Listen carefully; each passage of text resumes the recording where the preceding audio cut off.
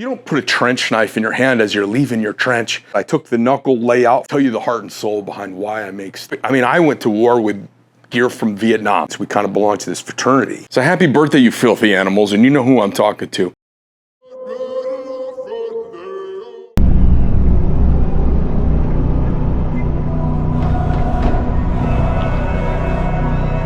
For all the rest of you good folks out there in the world, that's happy birthday to the Marines.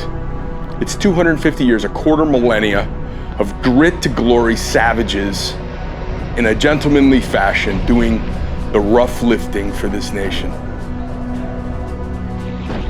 First, say 140 years of the Marine Corps, it was kind of dicey. We had this old-fashioned shipborne role. We'd be up in the rigging of a ship, shooting down onto a boarding vessel and ready for that, kind of pirate, swashbuckler looking, kind of, if you can imagine. And there was some of that, but there wasn't tons of that. We don't have lots of naval boarding and engagements. America really kind of came to be at the end of the sailing warship era. Our country was almost founded in a tavern. All of the first signed national leadership acts of our new country were done in a bar. Kind of amazing, and the Marine Corps was founded in a bar by a group that history said had the highest morale and the lowest morals, the cleanest bodies and the dirtiest minds, and we've been a bit of a, let's say, a magic pill for presidents for over 100 years, for them to, without having to get the big bureaucracy of the other branches to all work together, send in the Marines. The Marine Corps has always been known for doing extraordinary things. And those who do so much with so little. They're the typically least funded, typically the least equipped. I went to war with gear from Vietnam. I flew in on a chopper that on the data plate on a CH-46, it said 1968. It was 2 years older than me. It's funny, I've talked to friends of mine who are, like famous Navy SEALs or Special Forces guys who've said, Navy SEALs in particular, said, craziest bunch of kids I ever worked with was Marines.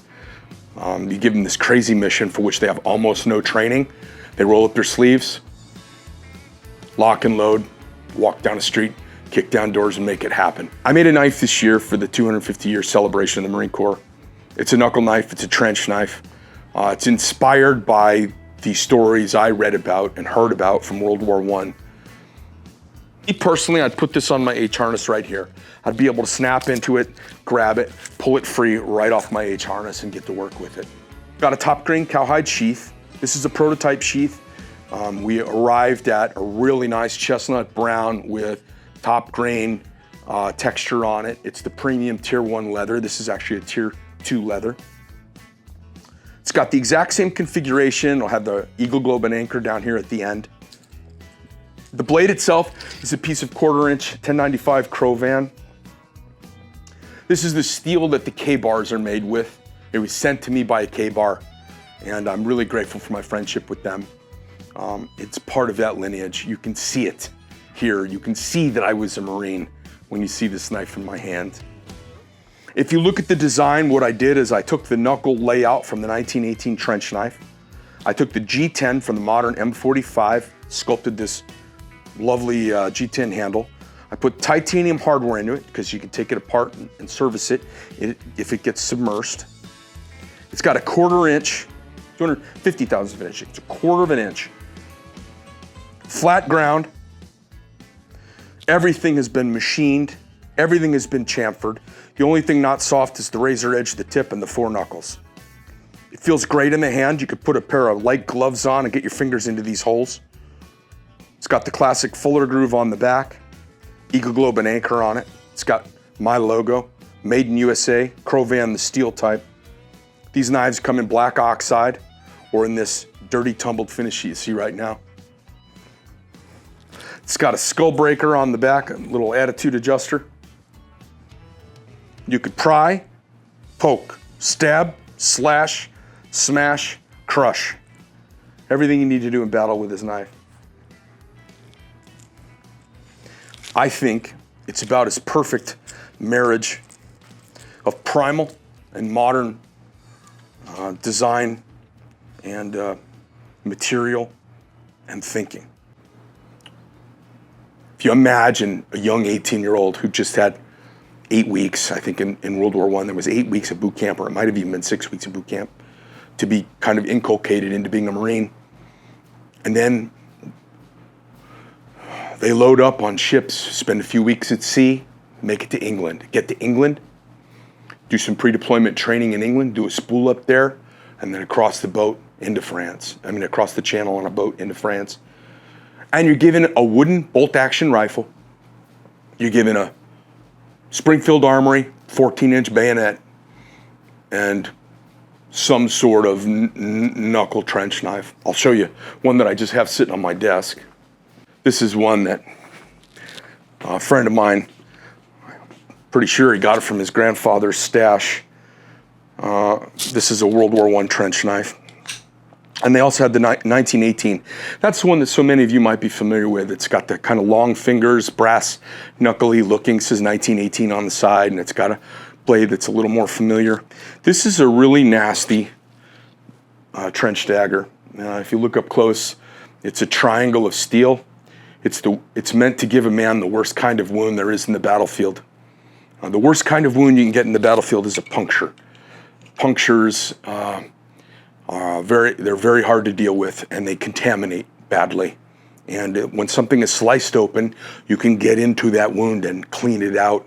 When it's a puncture wound, it's a totally different animal. And without penicillin, without antibiotics, a puncture wound is very lethal. And this was meant to put puncture wounds through a guy's lungs and heart and skull really, really fast.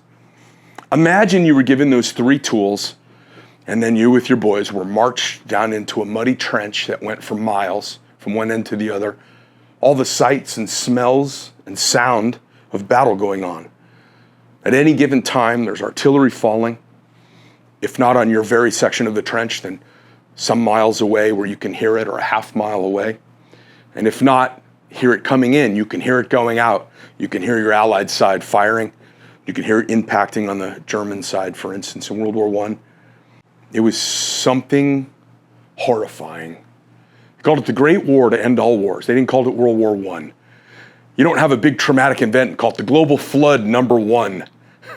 If you have a second Great Flood, you might call it the second one. This was the flood to end all floods. It was the war to end all wars. They called it the Great War. We didn't want to get involved in foreign affairs. It was almost like the Star Trek Prime Directive. We didn't want to get involved in foreign wars that didn't affect us in our hemisphere. And we thought, let Europe have Europe's war. Well, it began to unravel the world, and we stepped in to decisively end it. The stories that came out of Belleau Wood and the Argonne Forest and all of the things, all of the battles, all of the places and I've walked trenches from World War I in Europe. I've gone to the World War I Museum in Germany.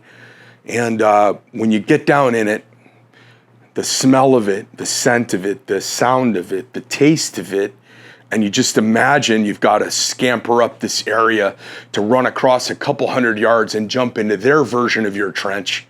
And as you get there, you run out of ammunition, and or you won't have time to reload. You won't have time to pull the bolt back and push a stripper clip down into a magazine. As you get there, they're firing a machine gun at you at breakneck pace, and you can smell the cordite and the gunpowder in the air. You can smell the hot steel from the machine guns as you get there. And if you got lucky, the guy on your right died, and the guy on your left died, and you're the last one. And now the guys who've been in the trench, who are safe, reasonably, you're now to jump in and start killing them. You don't put a trench knife in your hand as you're leaving your trench. You put it in your hand as you're entering the trench, or as you've entered, or as you've emptied your rifle in the trench of your enemy. I tell you all of this not to glorify it. It's downright terrifying. People talk about heroic things, and they make movies about heroic things. But just to be in that conflict was heroic. because it required an absolute disregard for self at almost every turn. That's why guys like me, and everybody knows somebody like me in your life, some former Marine, little cranky, loves the country, pissed off at the government. Everybody knows somebody like me, or a couple, or you've got that uncle at Christmas. Oh my God, Uncle Frank, he's crazy. Mom and Dad, why does Uncle Frank talk like that? They go, Uncle Frank's a Marine, he was in the war, blah, blah, blah, blah. Everybody's got somebody like me in their family. And it's important as we go through time, it's important that we have people looking forward to the future with an eye on the future. It's also important that we have people looking to the past that tethers us to who we are. And I made this knife as an homage to the group of men who would put themselves in that kind of harm's way and do it again the next day, and do it again the next day, and do it again the next day. Unbelievable if you hear the stories. It's horrifying. And the modern mind can hardly comprehend such brutality. So the knife that we made, our trench knife, our USMC 250th anniversary of the Marine Corps, it is an homage to our kind of the guys we look up to from Belleau Wood. It's the men we look up to from the trenches of World War I. It really, for the first time, gave the Marine Corps its own thing. For those of you who weren't part of the Marine Corps, you might not understand that. There's a great line in Full Metal Jacket where he says, you're going to go to Vietnam and you're going to die, but you'll be part of the Corps, and through the Corps you will live on. And there is something to that. I'm misquoting Lee Army. I'm paraphrasing a little bit, but all of us who've been Marines, we kind of belong to this fraternity that just goes on. So it's 250 years of it. We even talk about it. You get emotional. So I wanted to make a knife that spoke to our kind of primal sentiments, our Marine Corps sentiments, where we are as a Marine Corps right now, and maybe where we're headed. We have not done a big force-on-force war in a long time. So we haven't needed trench knives that much. We haven't needed some of the brutal things of war. And honestly, I hope we never do. We believe we stand on the shoulders of giants and heroes from our past, which is why we all know Dan Daly and Smedley Butler and Pappy Bollington. It's why we've all read General Krulak's book. It's why we all know about the battles of Hue City and Tarawa and Belleau Wood. When you look at a knife like this, is there a ton of use for it in today's modern society? Well, God, I hope not. But when you get it in your hand, you feel like you're connected to some primal, kind of get-it-done warrior. It's inside every one of us a little bit. Some of us have it a little bit more. Some of us poured water on that weed when we were young. We've been trying to put it back in its place ever since. One of my martial arts schools that I used to have, I had some jiu-jitsu guys training in, and one of the guys, his dad had fought in World War II. He was older. He had a brown belt from Hicks and Gracie, really good side mount. He was a tough guy and a former F4 Wuzo, so a weapon system operator, backseater in F4s, and he had been in Vietnam. And he came in. We had this kind of prickly arm's distance relationship. He trained in my school, and I was kind of like the head guy, and I always felt like he thought he could whoop my ass, which creates kind of a weird paradigm. I didn't really care as long as he paid his $120 a month, because I was just trying to make a living. He said, "Hey, Greg, I just found something yesterday, and I thought maybe I'd show it to you, and I don't know anybody else who'd even appreciate it. When I'm gone, nobody will." And it was a hand page, 20 some odd pages, of old line paper that his father had written before he died, of his time, and his father had been on Okinawa, was at the battle for Okinawa. And the story, as it goes, he was sent forward to be an LP, a listening post. And I don't know if it was an LP, OP, I don't know how they operated in World War II, but he was in a forward observing and listening post. So that means guys are back here in a more secure area, and there's some dudes who are sent out forward to pay attention and advise in the back what might be going on. And he was sent forward, and there was a wall, like you would see between fields, a stone piled wall. And the wall was about, he said it was about eyeball height for him, which for most Japos at the time was a little, maybe a little over their head. But he could see the tops of their heads sometimes just bobbling above the wall. He wasn't a real tall guy either. So he said he was standing there, and he said these Japanese guys, he said the guy would come down and there was a break in the wall where the wall had fallen down, and you could tell the footpath, they were used to stepping over that break in the wall. And it was right where they'd asked him to do his little observation post. And he wrote all about this in detail, so I'm paraphrasing a whole bunch. But he was told, not to make any noise, not to shoot anybody. He was told not to, he was basically told, hey, we need you to observe and report. Standard stuff. So these guys are coming down and they're walking right in his position, and it scared him so much, and he knew he was going to get into a gunfight with somebody. He took his knife and he went and waited by the break in the wall whenever he saw heads bobbling down the wall. And as soon as a head would poke its way through the wall, he would just stab the guy in the neck. He says, right as he'd come through, I'd just stab him right in the neck, clean through the neck. He says, you'd be surprised. A man just falls right down and doesn't make a sound. I read it and I was like, this is before I was a knife maker. Flip the next page, goes on for a whole day. He recounts every guy who came down, group of 2 guys, group of 3 guys. He was killing up to 3 guys at a time by stabbing them in the neck. Wrapped the whole thing up, and at the end, I read it, I put it down. I literally was like sweaty from reading this. And I knew this gentleman was just standing there looking at me because he could tell that I was impacted by it. And then he goes, he kind of reaches out and he hands me the knife that was with his dad's pile of belongings where he found the pile of writing. And I kind of held the knife for a second. I was like, holy fucking shit. And I'm telling you, I didn't have the museum of memorabilia that I have now, but I wish I could reach out to him. I wish I could get those pages, and I wish I could get that knife, because the story was spectacular. And I could tell he was a warrior creature, and he said his dad was a scary warrior creature. And the writing was really authentic. It didn't seem braggadocious at all. It seemed like so many other stories I heard when I was a kid. And the stories and the valor that they recounted to me left a deep imprint on me. And they have on you too.